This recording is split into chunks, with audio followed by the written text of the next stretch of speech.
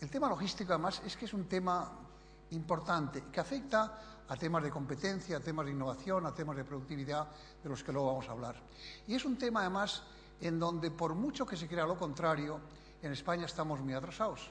El coste logístico y la estructura logística en España sigue siendo muy pobre en relación con la de los grandes países europeos, sobre todo con Francia y Alemania, que son las dos grandes potencias, pero aún muchísimo menos que, por ejemplo, la sensibilidad logística y la estructura logística que hay en Estados Unidos. De hecho, yo he descubierto que hay muchos empresarios, y me imagino que aquí habrá alguno, me imagino de tal manera que los que han venido es porque tienen esta sensibilidad, o al menos tienen la curiosidad, de que no reconocen ni comprenden las ventajas de establecer sistemas logísticos eficaces. No los hay. Hay mucha gente que toma este tipo de problemas como palabras. En España hay palabras que tardan mucho en desarrollarse. Por ejemplo, la palabra marketing empezó en España, pues digamos, hace 15, 20 años, 30 años. Y la gente, todo el mundo hablaba de marketing, pero nadie sabía lo que era de verdad las técnicas de marketing. Y yo creo que seguimos en España todavía teniendo poco conocimiento y poca sensibilidad con respecto a este tema.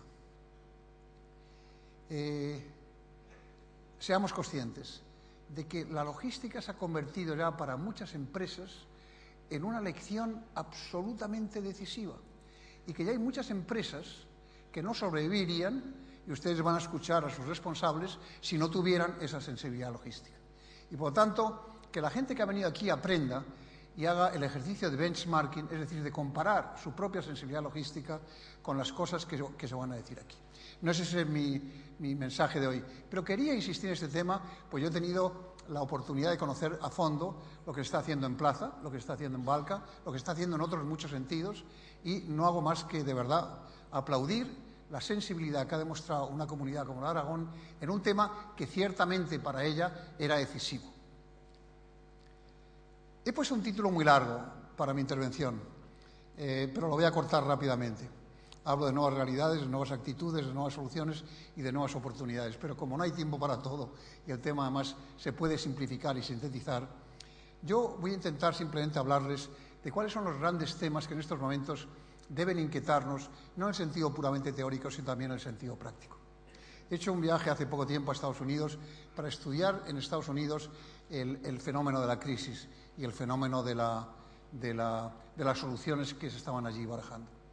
Y lo primero que uno descubre cuando va a Estados Unidos, y lo que se sabe desde Europa y lo que sabemos desde España, es que en estos momentos lo que está pendiente en Estados Unidos es nada más y nada menos que resolver el sistema financiero.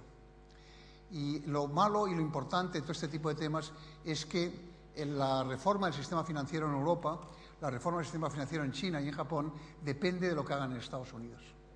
Tuve la oportunidad de hablar allí con un buen amigo de España, que es el presidente de la Comisión Bancaria en Estados Unidos, Chris Dodd, que va a presentar su programa ya definitivo en cuanto a la reforma del sistema financiero rápidamente.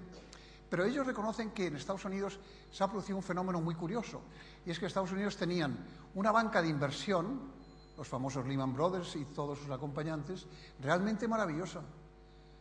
El desarrollo de la banca de inversión en Estados Unidos es un fenómeno histórico. Nunca nadie había crecido tanto como la banca de inversión en Estados Unidos. La cantidad de inteligencia financiera, la cantidad de ingeniería financiera que pusieron en marcha fue algo realmente espectacular. Lo que pasa es que se pasaron, no un pueblo, sino muchos pueblos. Yo creo que se pasaron casi todos los pueblos.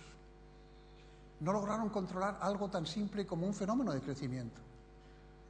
La gente siempre dice que los problemas de crecimiento son casi más importantes y más difíciles de resolver que los problemas contrarios. Y es verdad. Un tema que la humanidad no ha aprendido es que después de un proceso de crecimiento viene siempre bruscamente un proceso de descenso, un proceso de depresión. En Estados Unidos ahora, por ejemplo, en las grandes universidades, en las grandes escuelas de negocio, están haciendo estudios profundos para ver si habría algún sistema que determinara que la humanidad reaccionara cuando el proceso de crecimiento entra en la fase perversa de un crecimiento descontrolado o incontrolado. En Estados Unidos se sabía que había una burbuja financiera. Todo el mundo hablaba de la burbuja financiera y todo el mundo sabía que había una burbuja financiera, pero nadie la paró. En España todo el mundo sabía que había una burbuja inmobiliaria, pero nadie la paró. Todos sabíamos que había una burbuja inmobiliaria, pero nadie la paró. ¿Cómo es que en el mundo occidental, después de tanto tiempo, no somos capaces de establecer mecánicas y fórmulas que permitan determinar cuándo un proceso de crecimiento es perverso?